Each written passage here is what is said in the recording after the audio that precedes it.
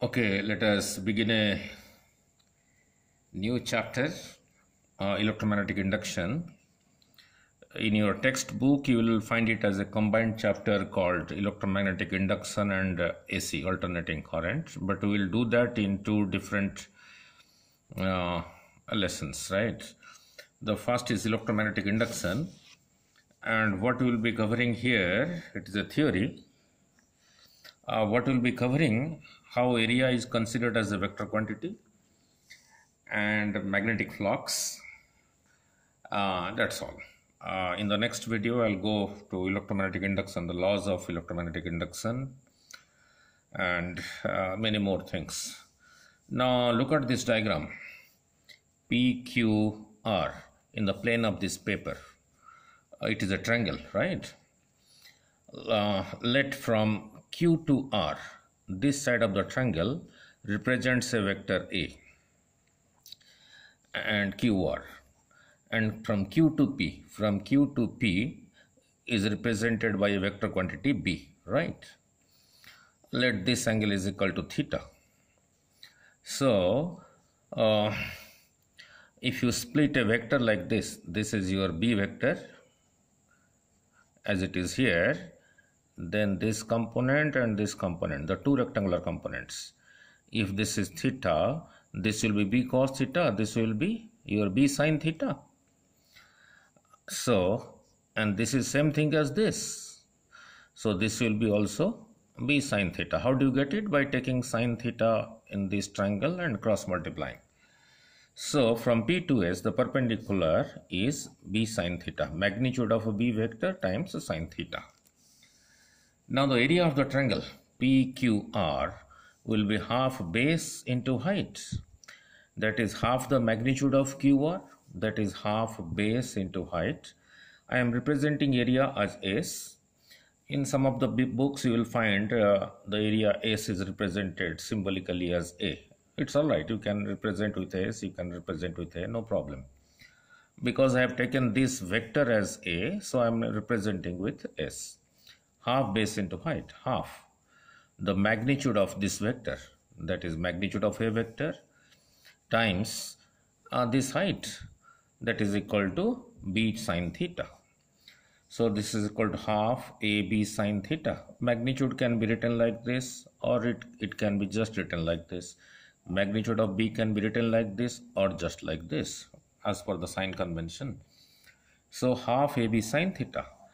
And you know A cross B, cross product of two vectors is equal to magnitude of A, magnitude of B sin theta n cap, where n cap is a unit vector perpendicular to both A and B. So this is the magnitude part of A cross B, magnitude part of A cross B. Since area is found out by taking the cross product of two vectors, and cross product of two vectors is a vector, therefore area can be considered as a vector quantity. And a vector quantity has direction. Now the question is, what is the direction of this area? What is the direction of this area? I am setting it now red. What is the direction of this area? The area PQR. The direction of the area, which I am representing as S, of the triangle PQR is normally outward, because if you take at this point, A is to this side, A vector is to this side and B vector is to this side. So A cross B from this point, if you put a screw here and rotate it like this, A cross B will be pointing normally outward, normal, not perpendicular, normal to this plane of paper, outward. So let me explain. Suppose this area, what is the direction of this area? Now if I draw a line here and another line like this, then this is 90 degree, then you say this line is perpendicular to this. If this line is not drawn on the plane of the paper, is drawn like this, that is outward, making 90 degree with if this line is drawn like, is perpendicularly upward, then the angle between angle between this line which is perpendicularly upward and this line, that is the plane which is in the plane of the paper, from here to here is 90 degree. Then this is the direction of this area, normally outward normal. Now what about this area? What is the direction? What is the direction of this area? If I am holding like this, then I have to draw a normal like this, normally outward. So the direction of an area is a normal drawn to that area but outward. So it is normally outward, that is because here A cross B is also normally outward. Now what is the conclusion? The outward normal to an area is considered as the direction of the area vector. When area is considered as a vector quantity, its direction is, you have to draw a normal to the plane of that area, and that normal should be normally outward, not inward. Then let us now come to what is magnetic flux. Symbol for that is phi. Before I explain magnetic flux, then I must tell you what are magnetic field lines. Now look at this space. Here is north south pole. This is a bar magnet, and you see these lines. One line is like this, one line like this, another line like this, another line like this, another like this, another like this, another like this, another like this, another like this. And there are many more lines. There are more lines also here. There are lines like this also. There are many more lines. There are many more lines. What is happening is they're starting from the north, and they're starting from the north and not ending at the south, and in fact passing through the magnet from south to north. Now what are these lines? If you put a unit north pole here, it will move along this line. It will be repelled by this north pole and will be attracted by the south pole. The path along which a new unit north pole moves when kept near this magnet, that path, these paths are called magnetic field lines. They are crowded here, they are less crowded here, they are crowded here. So this line is actually the continuation of this line. Similarly, this line is also the continuation of this line. So what is a magnetic field line? The path along which a unit north pole will move when kept near another magnet, right? And you can see they are crowded here, they are crowded here. They are not ending here. They are in fact passing through the magnet. Within the magnet it is from south to north, and outside the magnet it is from north to south. In the next video I will draw a few different magnetic field lines for different orientation of two different magnets in the next video. For the time being, let us proceed further to know what is magnetic flux. Now magnetic flux, symbol for that is phi. A symbol for that be phi. Sometimes you can write it as phi b. B stands for magnetic. In electrostatics you can write as electric flux phi of E. Electric flux, the symbol is phi. What it is? The magnetic flux through any surface having area S, held in a magnetic field. If the area is held in a magnetic field, then some number of magnetic lines of force will pass through that. Now, how many such number of magnetic lines of force are passing through that area normally? So that is why I first explained you what is a normal to an area. Held in a magnetic field B is measured by the total number of magnetic lines of force crossing the surface normally. How many magnetic lines of force crossing the area normally is called the magnetic flux. So now look at this diagram.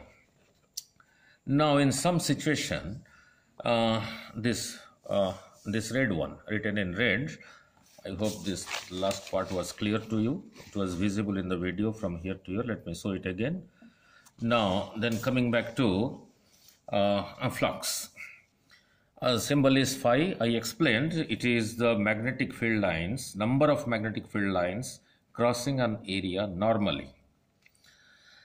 Now here, these red lines starting from this side to this side are magnetic field lines B.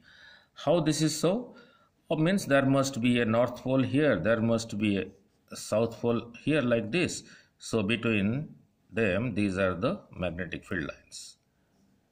Now the distance between them are equal, means the magnetic field is uniform. Uniform means the direction is fixed and its magnitude is also constant.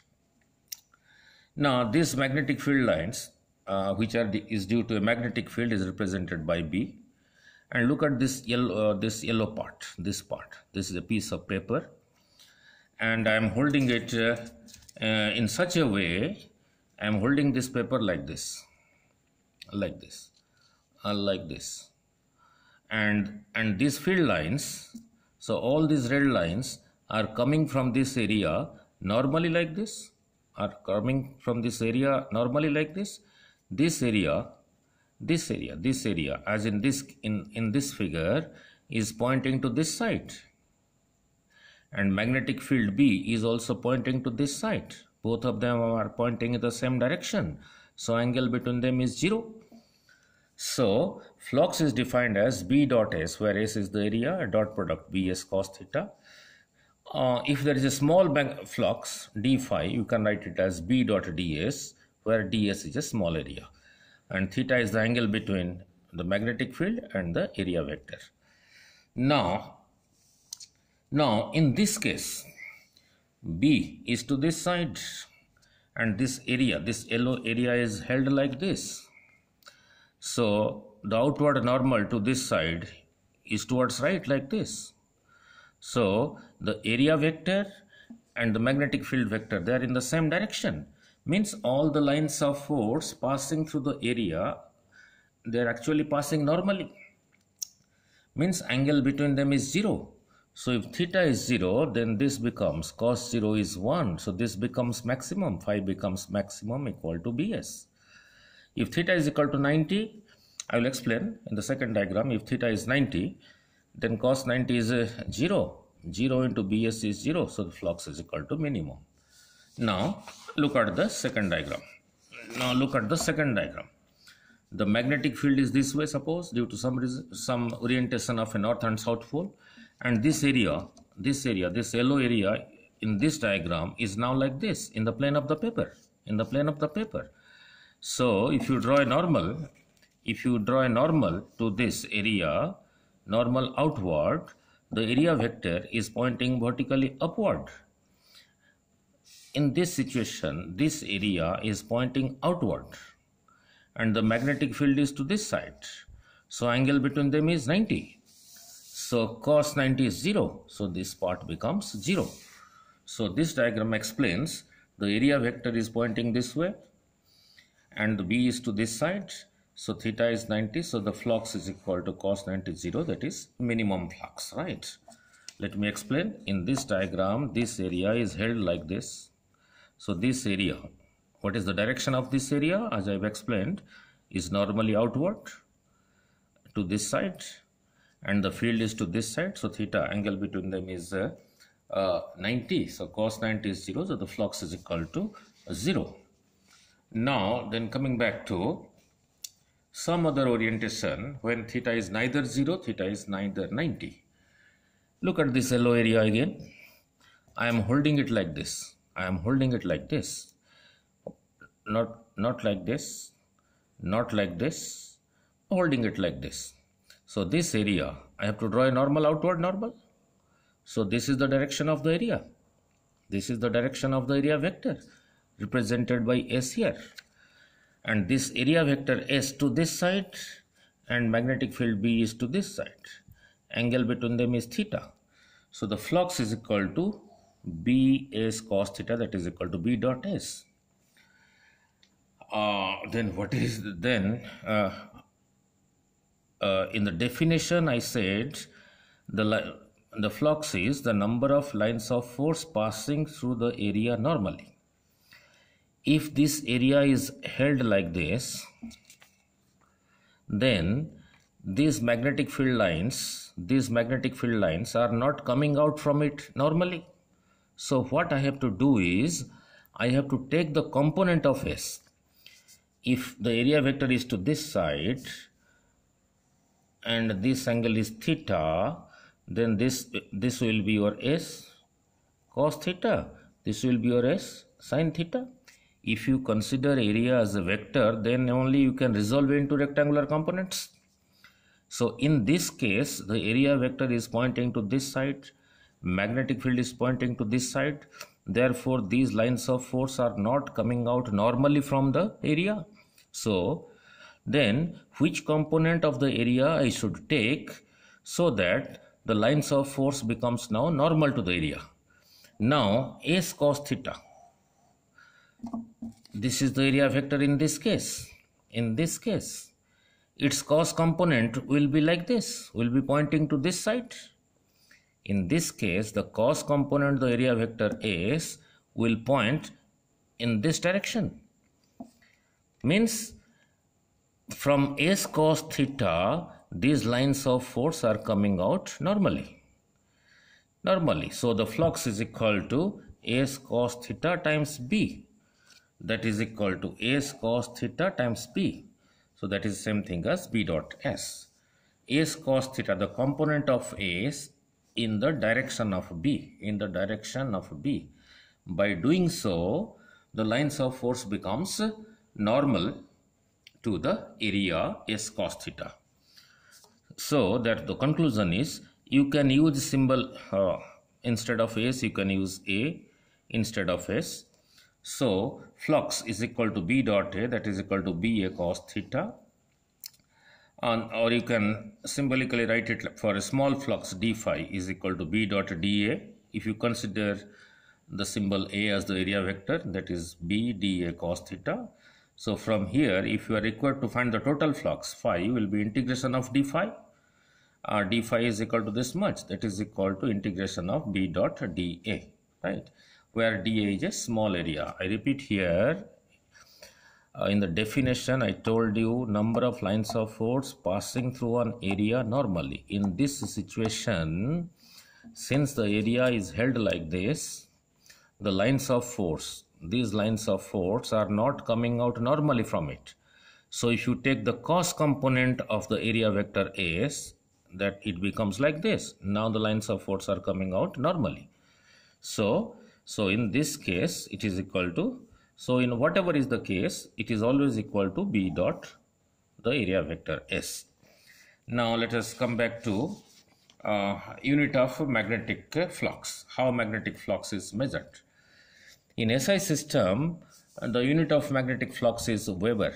The symbol is this, WB, called Weber. Is defined as the amount of magnetic flux over an area of 1 square meter held normal to a uniform magnetic field of 1 Tesla. Means there is a magnetic field, uniform magnetic field of 1 Tesla, and here an area is held normal to it. And what is the size of the area? 1 meter or 1 meter. So this area is equal to 1 meter square. So if 1 meter square is held in a magnetic field of 1 Tesla, such that all the lines of force coming out from it are coming out normally from it, then the amount of flux is called 1 Weber.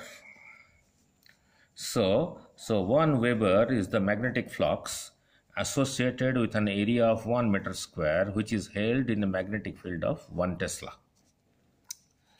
Now from here, we know in magnetic effects of current, a charged particle experiencing force F while moving with a velocity v in a magnetic field B. This was the expression.